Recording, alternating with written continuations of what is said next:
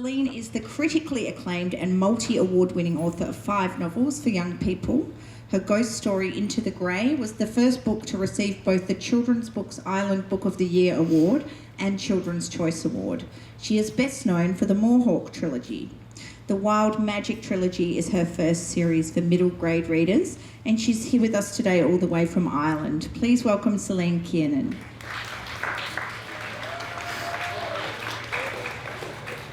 Have we got some Moorhawk fans in the audience? Raise your hand if you've read the Moorhawk books.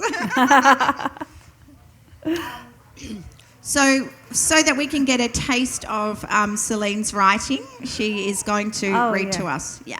Okay, so I'm just going to read you a little section of Moorhawk. Moorhawk is quite violent. There's quite a bit of gore in it. Yeah. So I chose a bit that's not as gory. It's I'm sorry. You guys wanted the gore, right? Yeah. It'll give you an idea of what it's like, though. So this book is about a young woman in the beginning of the 1500s in France, and she's been away from her kingdom for a long time. She left when she was 11 or 10, and she comes back when she's 15, just about to turn 16. She left a very tolerant kingdom with a big racial mix, a big cultural mix. And she also left a kingdom where ghosts were part of everyday life, and talking cats were an accepted phenomenon. When she comes back, she realizes a lot of things have gone wrong. One of which is that if you're found talking to a ghost, or if you talk to a cat, the king will have you gibbeted, which is you're put in a cage and hung up as an example for everyone else and left there till you die. So no one talks to ghosts anymore. No one talks to cats. And also the biggest problem that Winter has is she has grown up as best friend to the 2 princes of this kingdom, one of whom is the legitimate son of the king, and he is the white Christian son of the king, and he is destined to be the heir. He's going to take over the kingdom. His other son is a Muslim Arab guy, and he's always been raised to be a doctor. That's what he's been raised to be. And his name is Razi. The other son's name is Alberon. And Winter, they were all raised together as brother and sister. And when Winter comes home, she very quickly realizes that Alberon is missing, and he's been declared mortis in vita, which is a Latin phrase, and it means dead in life. You're not allowed to talk about him anymore. And worse even than that, poor old Razi, who has grown his whole life thinking he's going to be a doctor, the king has decided that he's actually going to be the heir to the throne. And as soon as that happens, people start trying to assassinate Razi because they want Alberon to be their king. They want him to be the next king. So this scene happens late at night after the first assassination attempt on Razi. He's after a guy threw a knife across a banquet hall, stabbed him in the shoulder. Razi and his best friend Christopher have just been with Winter, in which they sew up his wound. And then Razi and Christopher go down into the dungeons with the intention of torturing the assassin in order to find who sent him. And they've left Winter on her own. And she wakes up. She's actually woken up by the Castle Harbinger, which is a ghost. And she's leaning out her window, and she's after seeing the Harbinger running around the garden screaming as a foreteller of death. And no one opens their window to see. And when the ghost runs off, Winter realizes she's not alone in the room. There's a cat on the windowsill. And I've just realized what an old lady I am and how hard it is to read this small font, so I'm going to make it bigger. Okay. All right. Winter leapt back from the window, partially from fear of Heather Quinn, who is the harbinger, but mostly at the shock of a cat voice so close to her ear. A small marmalade cat was nestled on the windowsill, hidden in the shadows behind the shutter. It regarded Winter with phosphorescent eyes, and she backed away from it, unsure of its intent. It blinked at her. It seemed to be waiting. Winter looked about her, took a breath, and curtsied, as in the old days. "All respects to you, Mousebane," she said very softly. "Well met this night." The cat sighed, uncrossed its paws, and rose to its feet. It dropped from the windowsill like an unfurling silk scarf and landed with a barely audible pat-a-pat on the wooden table beneath. "Close the shutters, fool. You will be watched." It had been so long since Winter had heard cat voice, that curious, whining growl, all long drawn out and with too many R's. Winter couldn't help but smile at its familiar, impatient tone. The cat watched her with all the inherent scorn of its species and switched the tip of its tail pit-pat, as Winter quietly snapped the shutters closed. As Winter found and lit another candle, the cat tutted and sighed and tapped its claws on the table, impatient to be given her full attention. "So you're ready then, are you?" it said. "Quite sure, miss? Want to go bathe, perhaps? Take a stroll?" "I'm sorry, good hunter. I cannot see so well in the dark as you." The cat puffed and turned its head, as if to say, "Oh, please, don't bother. Flattery will get you nowhere with me." Winter spread another curtsy and, knowing every cat's love for titles, introduced herself formally. "Protector Lady Winter Moorhawk, at your service, good hunter." The cat rose to its feet, suddenly furious, and Winter was taken aback at its hissing anger. "I know who you are, girl once cat servant. Why else would I be here? Do you think, after all that has befallen, we would deign to speak with any but you?" It flowed around itself in a prowling figure of 8 and grizzled under its breath until it managed to regain some self-control, and then it sat back down and directed its green-eyed glare at Winter once more. "Grey Mother sent me to warn you." "Grey Mother," said Winter. "Grey Mother lives." "She lives, but old now, very old, and much weakened, and always poorly from the poison." "Oh, I'm so sorry," whispered Winter.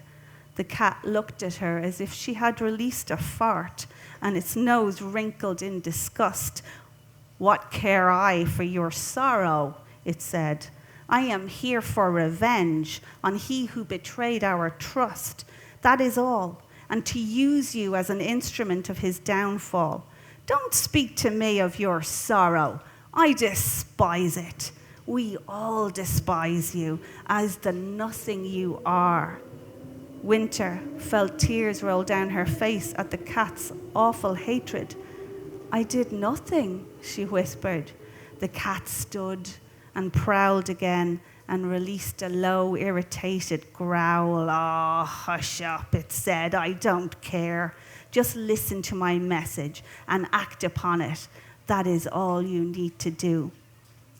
"I will not bring about the downfall of the king," said Winter. "I will not aid you in the destruction of the crown." The cat turned sly eyes to her and smiled its needle-toothed smile. "The ghosts are surging," it said. "This very minute they are about to rise. They will thwart your friend, he who is son, but not heir to the king. Razzie? Exclaimed Winter. Yes, said the cat. Razzie. Bring me to him, said Winter. I don't think I would want that cat coming into my bedroom. Oh, he's nasty, but he has reasons. So you've said that you write to explore themes that fascinate or bother you. I know one of the themes that you explore in Mohawk is slavery. Would you like to talk a little bit about that? Yeah. Well, I am always fascinated with the ways that the many various ways that human beings have used against each other to oppress and silence each other. And in Mohawk, I deal with slavery specifically. So Razzie has brought back his friend Christopher from the time he has spent in Morocco. And Christopher is from Northern Europe. He's part of a nomadic tribe that lives up in Northern Europe. And it quickly becomes apparent that Razzie has bought Christopher as a slave in order to emancipate him then. And one of the things I was interested in exploring with the relationships between Razzie, Christopher, and Winter is the idea of privilege. And they're all, in their own ways, victims of their own privilege and victims of the way society is structured. So Razzie himself, despite having been born into luxury and a considerable amount of power, he has not as much voice as any other royal because, first of all, he's a person of colour, he's not a Christian, and he's illegitimate, which at that time would have meant he wasn't able to inherit. But at the same time, of the three of them, he has the most power of all. Like, he literally has power of life and death over anyone. Winter she would have always considered herself bottom of the heap because she's a girl. Even though her father has raised her as his only child, he's raised her as a carpenter, which is his trade. So she has a trade, but during the trilogy, that's constantly challenged. Like, she's a very talented carpenter, but it's constantly challenged by people, as in, so what? What are you going to do with it? Like, you're just going to end up pregnant. Are you going to be able to build a building when you're pregnant? I don't think so. So all of Winter's privilege in terms of her training and her understanding of royal life, none of it means anything in the end except what she can make of it. And then Christopher, she'd always considered herself bottom of the ladder. Christopher is the absolute bottom of the ladder of anything. He's nothing that anyone wants. And anything he had to offer, which was his music, because he's a musician, has been robbed from him because his fingers have been cut off in an act of revenge. The second book in the trilogy, the whole thing turns upside down, because Christopher is the one. They go out into the wild, Razzie and Winter and Christopher, and suddenly Christopher is the one who knows how to survive. And Winter and Razzie, they spend the whole of the first book protecting Christopher's life. And in the second book, Christopher spends the whole book trying to get them not eaten by a bear or, sacrificed by a tribe. And it turns everything over. And people's perception of themselves as property or their perceptions of themselves as, privileged or royal are constantly challenged. Their place in society is constantly topsy-turvied. And I just wanted to challenge the way society sees people and gives them worth, and the way then they have intrinsic worth. So it's very much exploring issues of identity and how people fit in their societies and communities. Yeah, the worth that society gives you is often very different to what your intrinsic worth is. So they tell you you're worth something because you were born a certain way, or because you look a certain way, or because you've been educated a certain way. And very often that doesn't reflect how we feel about ourselves inside or what we can give the world. So that's exactly what we were talking about before the break with Renee and her story about a young black girl from a ghetto. And fascinating. So you use a lot of speculative fiction tropes to explore these ideas Yeah. that are political and humanitarian and social. So your story, you know, you have ghost stories and you have witches and can you talk a little bit about that? Yeah, sure. I if it doesn't have an alien or a cowboy or a ghost in it, you know, my primarily focus for writing a book is to explore something I don't understand in the world or something that fascinates me. And like you'll see if you read through my books how every character is bringing a different perspective to a particular theme that I want to explore. And so in Moorhawk, it's your own self-worth. It's how to get by as a good person in a world where violence is a currency, you know, and do you involve yourself in that violence or do you challenge it with something else? But I try never, I mean, I have definite beliefs myself. I don't believe in slavery. I believe in equality. I believe in socialism.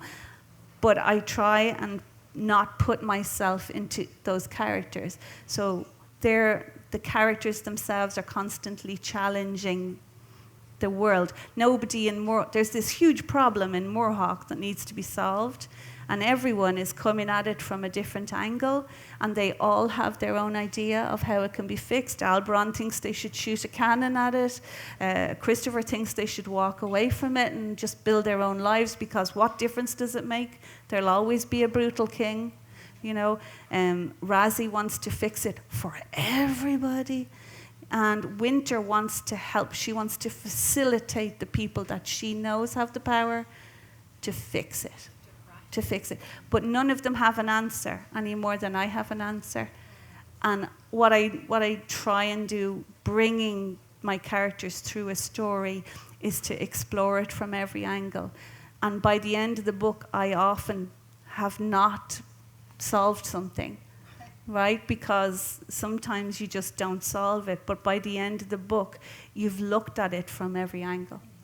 And that's heavy stuff, like. Every book is heavy. Resonance is about what do you do when life's not worth living?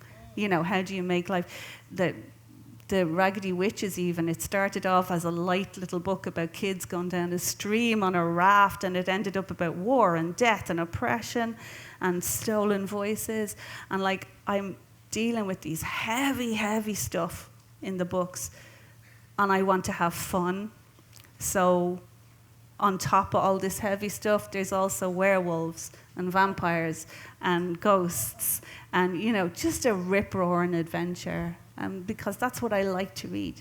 So I think as well, though, you also bring a lot of humour into your book. So even the cat, you know, the mean cat is so sort of sarcastic. It's funny. And in the Raggedy Witches, there's a lot of lovely levity in there with, you know, Tipper and you know, Mup's sparkly clothes, and so they are dark themes, but they're not oppressive to read, I think. I hope so, because like I want to have fun, but I don't want to produce something that doesn't mean something to me. Yeah. You know, so I don't want to not have fun with a book, which is why I love genre. You know, you're able to explore all kinds of stuff and still have like a cracking good read. I read something that you said about ghosts. You said ghosts force us to confront buried pasts. Yeah, like particularly in Ireland, where we would have a very grey history. Like we would have a history in which so constantly guys would be killing each other on Tuesday, and the guy on the right would be the hero and the guy on the left would be the bad guy. By Wednesday, they'd have swapped positions, and society would consider the guy on the left to be the good guy and the guy on the right. And like, as an Irish person, you're looking down through the barrel of your history and you're constantly asking yourself, well, hang on, when did they stop being the freedom fighters and start being the terrorists? And when did they stop being the oppressors and start being our allies? And you never get to settle into a black and white narrative. So I actually don't remember what question you asked me, but I said that I was asking about ghosts forcing us to yes. confront. So I'm always and because of that black, very grey, murky history, and because very often our families, mine included, are split right down the middle. Like my mother's family was from a British family, British military history. My father's family was pure IRA. Like they had fought in the War of Independence and the whole thing. So I had this dual narrative. I never heard about my mother's family growing up. It was only when I was well grown into adulthood that I ever began to. I knew my uncles were in the RAF, which is the British Air Force, and I knew my other uncles were in the Irish Army. But that's about it. We never talked about Mum's side of the family or their history or anything like that. And it was only as an adult that I realised there's so much unspoken in Ireland, so much history that we just, because it's safer and it's easier for us to get by day to day, simply not to confront it. And to me, what if those people could just get up and walk around and you couldn't ignore them anymore? They were confronting you with their truth constantly. And for me, that's very often what the ghosts are in my work. It's like a history you can no longer ignore. Very often what your mum and dad might have done or your grandparents might have done that is now impacting your life on real levels. Like it's impacting how everyone talks to each other, how they treat you as a child, how they expect you to behave, and you never really understand what the background to that behavior is. But if those ghosts came back, you'd have to face it. Yeah, they help you dig up all the family secrets. Exactly. You can't ignore them anymore. So it's interesting that you mention that about, sort of unspoken things in families, because you've said that you almost always write from a limited point of view. So we see the world through the eyes of one character at a time. They're not omniscient. We're not seeing what everyone's thinking and doing. But you've also said that you like to write characters who have a limited worldview. So what they know about the world might have been controlled or suppressed. Yes, exactly. Yeah, so it's kind of hard as an author to do that because you, of course, know everything. Like you've invented everything.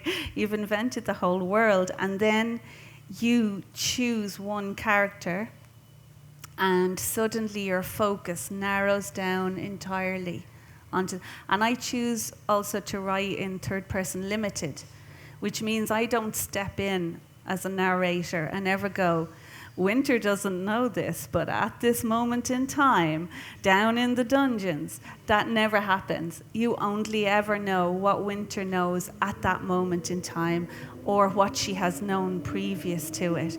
And it's the same with Mupp in Raggedy Witches. It's the same with Pat and Dom in Into the Grey. I did do multiple viewpoints in Resonance. And the reason I did multiple viewpoints is because Resonance itself is about the difference between their internal reasons for doing stuff and the external thing you see. So I have a lot of people in Resonance doing some pretty dreadful stuff, like really cruel and unpleasant stuff to other human beings. And then you're able to step inside that person and see their motivations. And I wanted to explore that, how you can justify doing really dreadful stuff to other people because it suits your worldview. And that's the only time I stepped outside of that limited point of view. And I read in one of your interviews, it asked you for, I think, 5 words to describe yourself as a writer. And one of the words you used was nuanced. Now, I'm not sure that everyone here knows what that means. So could you perhaps talk about, what that means to you and how it manifests in your books? Yeah, nuanced. I think it probably relates to what I was talking about earlier in that my characters, in terms of my own moral viewpoint, they're not always, they don't always, in fact, they rarely behave the way I would behave, or they rarely see the world the way I would see it. And I believe that we cannot write books. I cannot, anyway. I don't see the value in writing books that only reflect our point of view or our... And I think the world has divided itself into black and white more and more as I've gotten older. And I think unless we engage each other in an attempt to meet somewhere in the middle, we're never going to learn off each other. We're never going to, it's always going to be this barrier between us. And like, when I'm writing characters that I don't agree with, even the villains in my books, like, I try and crawl inside their skin. I try and see what would have made someone be this thoroughly appalling human being or werewolf, whichever. Because sometimes people do the wrong things, but for the right reasons. For what they think are the right reasons. Yeah, exactly. Like, I mean, there's a lot of torture in the Moorhawk books, and the heroes torture. You know, they commit acts, and I am like entirely 100% against torture. But because they lived in a world, like I was saying, a world where violence is currency, I have to engage with those characters. So I would hope that the narrative constantly questions what's happening, but the characters themselves may never actually grow past that, what they do. And I hope when the reader reads it, they see the wrong things that the character's doing, but it gives them a greater understanding of the world, rather than going, yeah, I think I should go out and torture someone now, you know. Yeah, because it's very much about the context. I mean, you said you wanted to make Winter a woman of her time. You don't want to get a 21st century teenager and stick her in the 15th century. Yeah. So she accepts a lot of paternalism, for example. Like, she accepts that men are there to kind of suppress you a little bit and put you in a little box and stuff. And she never actually stands up and goes, I am a bloody carpenter. Do you know what I mean? She just kind of negotiates each situation so that she does end up getting her own way. Because that's what women had to do then. They couldn't. There was no feminism. Or, no. Yeah. So she negotiates, and actually that becomes the way she forwards the plot. That becomes how she facilitates the people that she knows have the ability to change the world. She engineers little things in the background so that they can get to the place they need to be. And that speaks to what you said about strong female characters not necessarily being kind of the swashbuckling. They don't have to be like men. Yeah. They can have a kind of quiet, more subtle strength. Yeah. I mean, there's nothing wrong with writing a character, you know, a female character who is basically a man. Well, but what I am interested in is I'm more interested in contextualizing people. So Razzie, right, as a person of color and a non-Christian in a predominantly white Christian society, Razzie never actually stands up and makes a speech about racism. He simply negotiates his situation, because that's what 99% of us have to do in life. We negotiate our situation. That's what I'm interested in exploring, how people negotiate their lives with each other. And I'm not saying that writing a person who does stand up and actually make a speech about racism is the wrong way to do it. It's just not what I'm interested in. Yeah. So before you wrote fiction, you worked for 17 years as a character animator in film. Can you explain to those of us who don't know, including me, I know what an animator is, but what is a character animator specifically? Okay. So I worked in film before it was digitized. So basically, computers came along and they made everyone like me redundant. And when it came to learning how to animate on a computer, it just no longer appealed to me.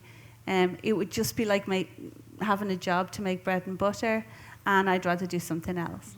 But before computers came along, we used to draw every single frame of a movie. So there's 24 frames per second in a movie. So 1/1000, that's more or less a second. 1/1000, that's 24 drawings. So 1/1000. I've done 24 drawings to get my hand from here to there. And the departments would be split up. And the people who did the human beings or the dogs or the cats, they were character animators. And that would be me. And because I'm really good at drawing, I used to animate girls, because that's considered the hardest animation, is to animate girls. Because we're more animated. Awesome. Yeah. So I would have been a girl animator, so to speak. And would you be assigned one character and you would do every frame with that character, or would you sometimes have several characters that you did? You'd have several characters. You would get, as a film went on and they got to see who was better at which character, slowly you'd get funneled to one character, but it never ended. It's just too messy a process, and you just like, oh my God, we need this scene done, we need that scene done. So to some extent, do you get to define what the character looks like? No, that's totally handed down to you. Completely different. Okay, thing, so it's not at all like creating a character in fiction. No. There's nothing. Do you know what it's like? It's like being an actor. Okay. That's all. So when you're an actor, you don't get to say what hairstyle you wear, you don't get to say what words you say, you don't get to say what uniform you use, anything like that. And you're an actor with a pencil. That's all you are. So can you tell us about some of the characters we might know that you've worked on? They're also 10 minutes. But The Land Before Time? Land Before Time. Who's seen The Land Before Time? Yeah. Oh, God. Really? Yeah. That's always such a surprise. Yeah, and American Tail. And American Tail, I remember that. Yeah. Yeah. And I suppose Anastasia would have been the last big one I would have worked on. Yeah, so.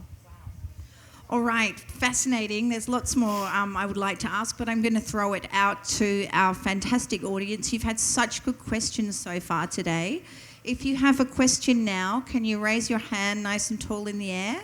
And we have a roving mic coming around. Okay, we've got one right in the back row.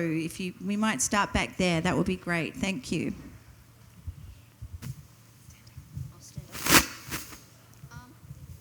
What was it like working on The Land Before Time? It was very tough, yeah, because you were making dinosaurs emote. So you had these big, long dinosaur faces, and you were trying to make them look sad. You were trying to make them look happy. And then you were like, they were dancing and fighting, and they have 4 legs. So it was extremely tough, and it was a terrific film to actually learn on, because it was my first professional film to learn on, and it was a trial by fire, let me tell you. If you look at Land Before Time and you freeze a frame and you just look at how much detail is in each of those characters, and then you think very often you'd have a scene where there was 4 characters, and every line, every eyelash, everything is hand drawn in that film. It's just a work of art, and it was a privilege to learn how to animate on it. Seems amazing to me that you have that talent both in drawing and art and in writing. I think you're unfairly gifted. All right, we had another question over on this side. Thank you. What inspired you to make a trilogy? Oh, well, that was a business decision. I actually wrote one very long book. I had the whole saga in my head at the beginning, and it came out of my head like a volcano. I couldn't not write Moorhawk. I was just, by the end of writing Moorhawk, my brother thought I was a heroin addict because I got so little sleep. I was reduced to kind of this shaking, pale creature. And I wrote it all as one story. And the publisher said, no, only the Bible can be that long. Like, no one will publish it. No one will put it on a bookshelf. we won't be able to get anyone to sell it.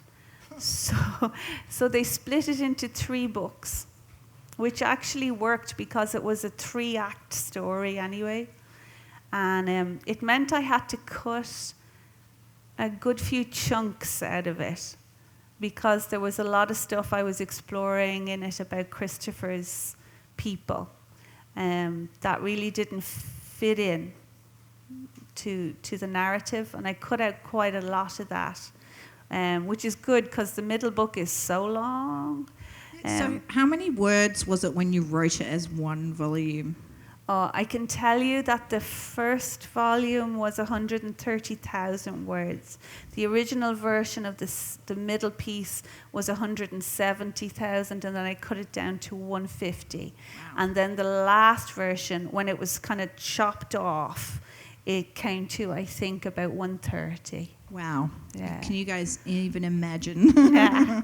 Now we've got someone waiting patiently here in the front row. Thank you. Oh, how did you get into the animation business? it was, I swore to myself that I would never, ever have a career in art, because my dad was an artist and we never had anything to eat, and the house was always freezing and we were always worried we'd be chucked out. And I said, I'm never going to do that to myself. I'm going to get a proper job that'll give me wages. And I gave up art in school and everything. But I had this amazing art teacher, and he used to follow me around. He said, do art outside. Do your Leaving Cert outside of school. I will give you the assignments. I'll give you the homework. Just do it. And I said, okay, Mr. Carney, whatever you say, but it's not going to happen. And I was delivering him a project one evening, and he was teaching another class. And he had this thing, I think it's called no, I can never remember what it's called, but it's a drum. You guys have probably seen it. You put like a series of drawings in it. You put your eye to a slot and you spin it like this. And what you can see inside is that all the drawings come together into an action, and it repeats like this. My God, lads, I can remember the thrill of seeing that happen. Up until that moment, I don't know what I thought cartoons were. I used to watch them on the telly. Well, you just don't really think about it, do you? I didn't think about It's it just at all. Magic. And then when I realised there are a series of drawings, that was all I wanted to do with my life. And I was like an arrow shot from a bow from that minute. That's all I aimed myself at. And I was in art college, and I had no money to finish. I was not going to be able to finish art college because we'd run out of money. I'd only done 2 years. And I thought, well, that's the end of that for me. And I was coming down. There was a big, long driveway in art college, and I was coming down the driveway carrying my portfolio with my CV for Dunnes Stores, which is a supermarket chain, in the portfolio. And I was like on my way to apply. I was going to just drop out of college. And I met a friend coming in the other direction. And she said, did you hear there's an animation studio has opened in Dublin? Turned out to be the guys who made The Secret of Nim, which was my favourite movie. It was my favourite animation movie. And I thought, why the hell not? And I went straight up with the portfolio that I had in my hand, and I applied for a job there, and I got it. And I got a better training there than I'd ever get in college. Like, go to college. College is amazing. But it was just one of those moments in time. Oh, that's an amazing story. Yeah. I love Yeah. that. Thank you. We've got someone in the second row just here. Thank you. You were saying how you cut some parts out of your trilogy. Yeah. Would you ever consider publishing those as like a book 1.5 or a 2.5? You know, or I'd something? love to. Yeah, I would. I don't regret cutting them. I think the book is better for them not being in there. But there was so much in the book about Christopher and his relationship with his people.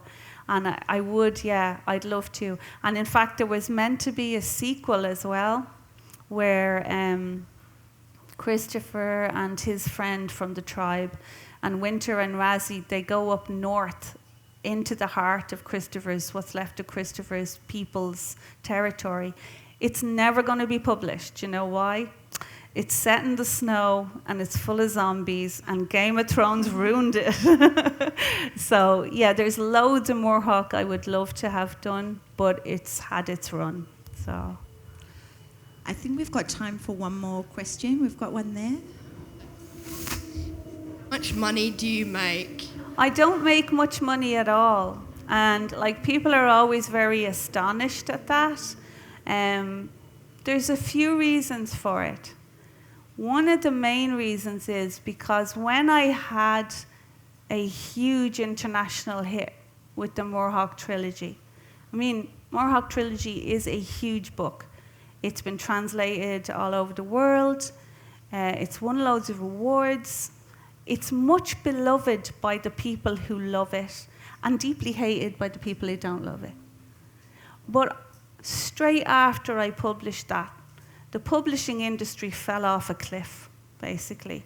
It just went downhill. And authors' earnings in particular were hit really badly by it. And now it's almost entirely impossible for what are called mid-list authors, which is authors who don't have huge chains of books coming out constantly. It's almost impossible for them to earn a living. And that means if you want to write, you have to want to write for some reason other than money. You have to want to write for a reason other than fame. And I'm very lucky that the reasons I want to write have nothing to do with money, and they've nothing really to do with whether or not you guys love my books. I'd love you to love them, and I'm so grateful for the people who do love them. But for me, the important thing about writing a book is, what do you want to say? What is it you want to explore? And what truth is it that you want to share with the world? And that's why I keep writing, despite the fact that I am the thing I swore I would never be. I'm a penniless artist. And I think if you're going to write, that's the only reason to keep going. I think that is a beautiful place for us to finish. Thank you so much, Celine. My pleasure. Thank you.